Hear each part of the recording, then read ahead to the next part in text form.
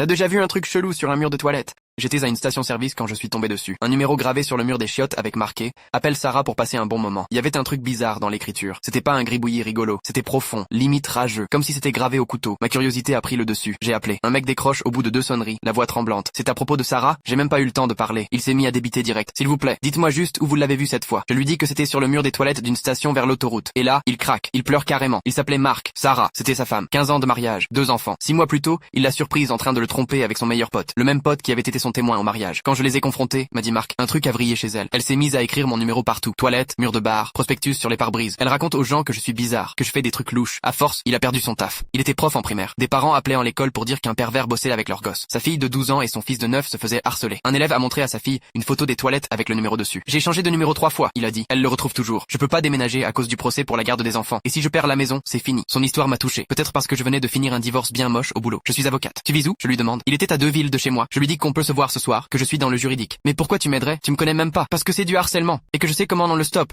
On se retrouve dans un petit café. Il ressemblait pas du tout à un prédateur. Juste un père crevé, polo usé, cernes énormes. Il avait un dossier avec lui.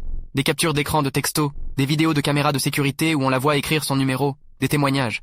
J'ai tout montré à la police, dit-il en jouant avec sa tasse. Ils m'ont dit de demander une injonction, mais mon avocat dit qu'il faut plus pour que le juge prenne ça au sérieux. Ton avocat est nul, j'ai répondu. Ce que t'as là, c'est largement suffisant. Pendant la semaine qui suit, je l'aide à monter un dossier béton pour une injonction d'urgence. On a recensé 27 endroits différents avec le numéro gravé pareil.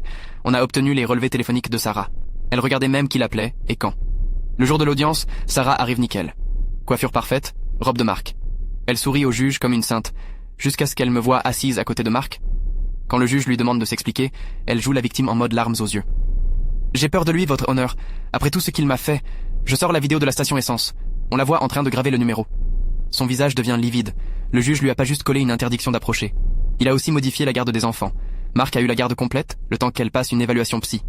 Et cerise sur le gâteau, elle a plus le droit de s'approcher à moins de 150 mètres d'un lieu public avec des toilettes si elle a un stylo sur elle.